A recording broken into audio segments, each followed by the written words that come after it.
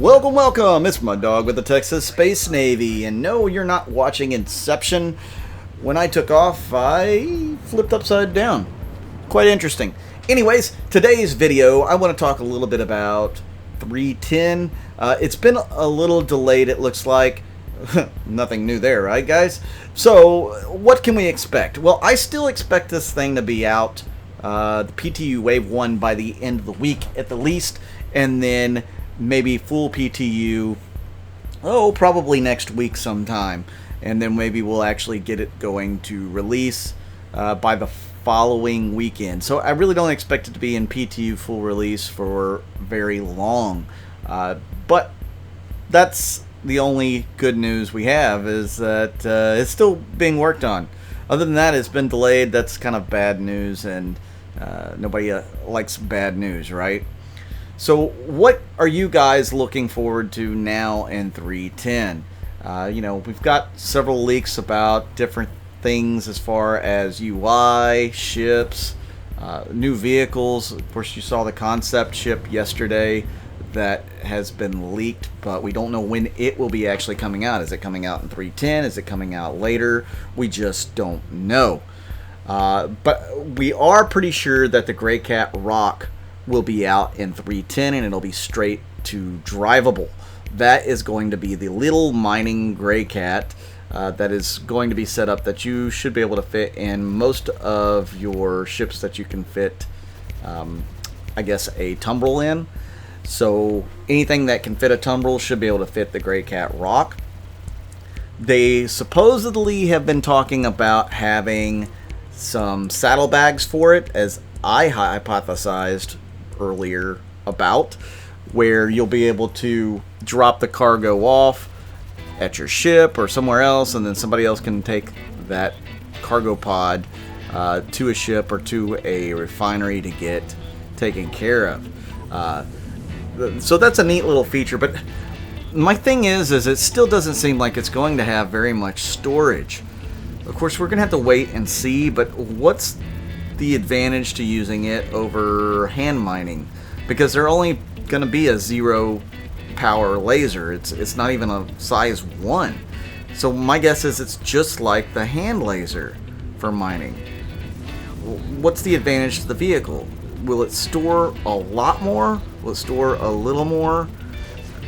What are we going to see as far as hand minables that is going to justify having this vehicle miner to be used?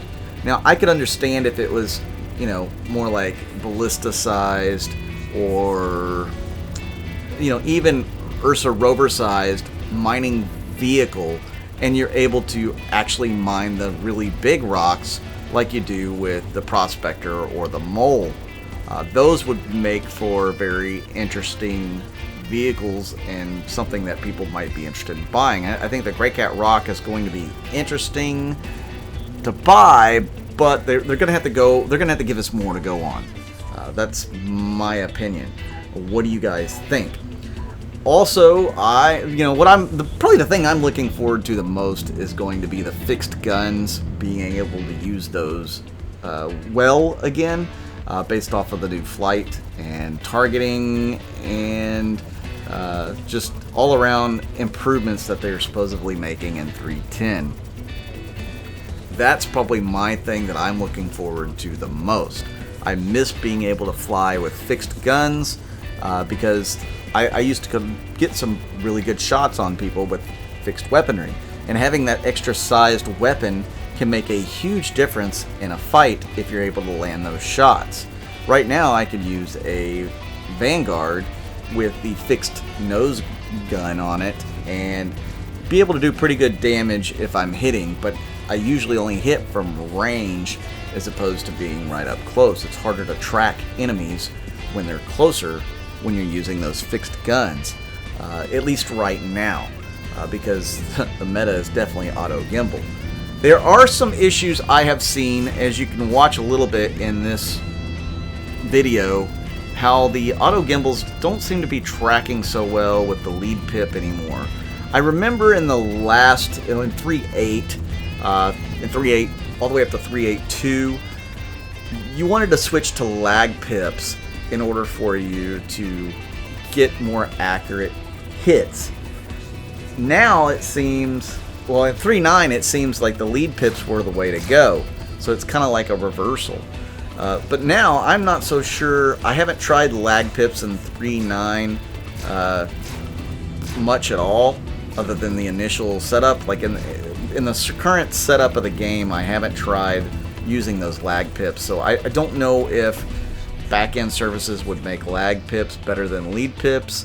If you guys have any experience with that lately, let me know.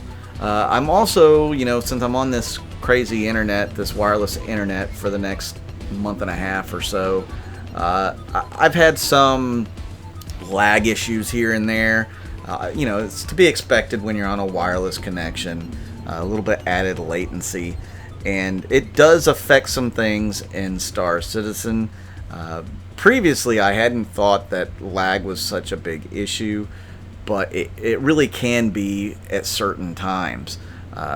Take combat, for instance, which we're about to get into with first-person combat.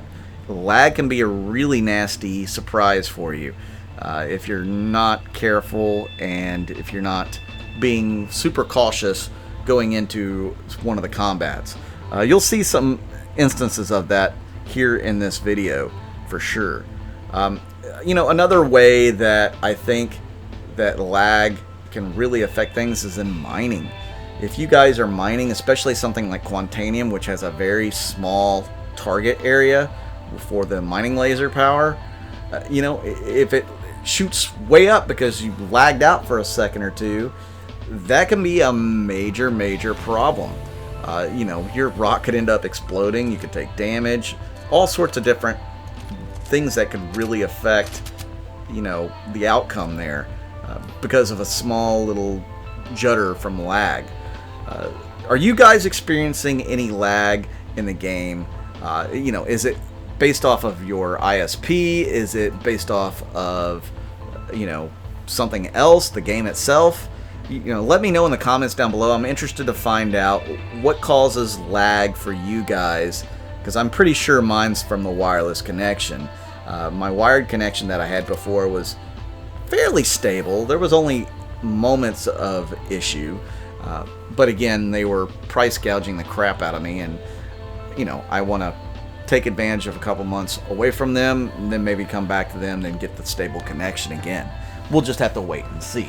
I'm also looking for jobs all over the state, and maybe I'll move to a location that has crazy good internet, and it won't be a worry whatsoever. Again, that's something that only time will tell. Could be interesting. I did tell my job recently that I was looking for another job because the pay is just not going to cut it. I'm barely surviving on what I'm making. So, yeah, they didn't take it too well, but they understood. They were a little shocked, as some employers probably would be. I don't know. They've been dragging their feet on a promotion for about 4 months now, and I'm a little fed up with it. So, yeah, I'm looking for something else and looking to get back into a better, better money-making business like I was just a few years ago. So we'll see. I'm eager. We're gonna see what happens. I'm also trying to learn some new techniques for doing some of these videos, for the editing process, for working on some animations and stuff like that. So hopefully in the coming weeks and months, you guys can look forward to some of those newfound techniques. I've been trying to pick up some things here and there. Just having the time to work on it and practice it is the hard part. So hopefully I'll get a little more time to do that as well going forward. Right now, I am going to be trying to do 3 or 4 videos today, knock them out for you guys before I go out of town, so that you guys have videos throughout the rest of the week from me without having to worry about, where is Mud Dog? Where is the Texas Space Navy videos? So I'm hoping to get those taken care of for you guys and posted up today.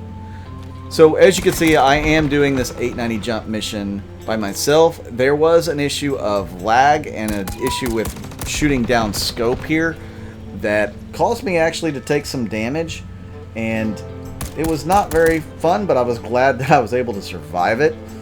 At least there is that. And I was able to get in here and find the hacking terminal with a minute 30 left, give or take. But I still have a lot of bad guys to take down. I'm going to try to re-up my med pins and my ammo. You don't want to be caught without having any medical supplies because, you know, that could end badly for you. I do have the Cuddy Red, and I've already taken out the hacking terminal, so I don't have to worry so much about dying.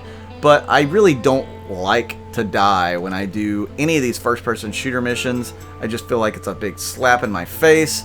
You know, I should be able to successfully do these without dying, or at least that's my opinion. Sometimes the AI can be really good though, and you know, they can get in a lucky shot or get in a lot of shots that you just weren't expecting, and it does happen. So I do like to, you know, kind of use some of these as a training exercise to go forward whenever there is going to be death of a spaceman. I just want to be the best that I can be, you know, going into those combat situations. So I do know there's going to be at least one other guy in this room here, and usually they're over to the right there, but I was not able to spot him right away. These guys are just kind of sitting there. I probably could have walked up and stabbed them in the back. That would have been nice to get my knife kill in this mission. My top knife kills is 5 in one mission on an 890 jump mission.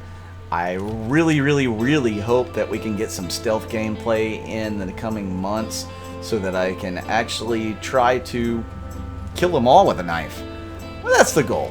I think that would be pretty awesome.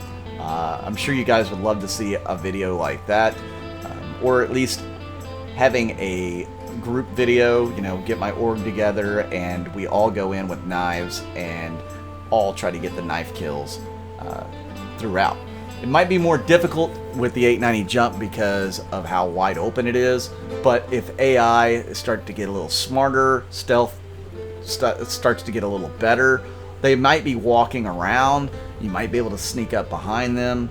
So I expect there to be a lot of improvements in that type of gameplay going forward, because I mean, come on, let's be honest, the AI is pretty dumb right now, and the gameplay is pretty straightforward. There's no nuances to how to do things, and this is tricky here. there's a security officer standing right in front of the bad guy, and he doesn't even know he's there, and neither one of them are shooting at one another, so that was really odd. Again, the AI is really broken. But yeah, it's a pretty straightforward gameplay at the moment. It's there's not any nuances yet. I know they're trying to add that stuff in there, and for Squadron 42, that's where they're working on it the most. Once they iron it out there, they will probably try to trickle it back into the PU. At least that's the way I see it. Here, I kind of walked right into an ambush. These guys were waiting on me, but they weren't able to get the shot off. I was pulling the trigger right away. I had this P8 out, and it packs a punch, man. The P8, when it hits hard. I usually like to use the S71, the Custodian. I even like using the Lumen, but the P8 so far to me is probably the best rifle to carry on a regular basis. If you guys carry something else and there's a reason for it, let me know in the comments. What rifle do you like to use in first-person combat, and why? I know some people like to use the F55. It's got a lot of ammo. Once that thing starts going, it packs a punch. Like, you can really put a lot of fire down range. Not too many people are using the shotties. You know, the shotties are a little more difficult to, I guess, use unless you're at real close range. This last guy that I'm going to have to try to find here, he's in the smoke. And I just pick up a glint from the weapon to be able to see him. and I was able to take him down, and there's 17,000 UEC in my pocket for just a little bit of work. Not too bad. So guys, I know I do a lot of these 890 jump missions, and I appreciate you guys watching through them. It's a lot of good practice, and there's always something weird and strange that happens in these missions that's a little different. So it's good training for me as far as the first-person shooter side. This one, I was able to actually talk a little bit about some other stuff other than just the mission. So I hope you guys kind of like that. Do you like having the real gameplay footage during, a voiceover? Do you like that? Do you want me to talk about other subjects while the action's going on? Let me know in the comments down below. If you guys are interested in sponsoring my videos, you can do that through Patreon or through the YouTube membership for as low as $2 a month.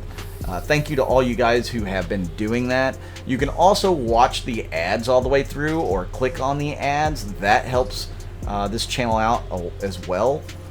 So I would appreciate and do appreciate all you guys that go to those links to help me out. Every little bit helps. If you're interested in joining an org, that information's down below in the description as well. My org is Texas. We're very active both on Discord and in the game. Have people from all over the world in the org. We can make anybody into a Texan. I'm Mud Dog with the Texas Space Navy, and I'll see you out in the verse.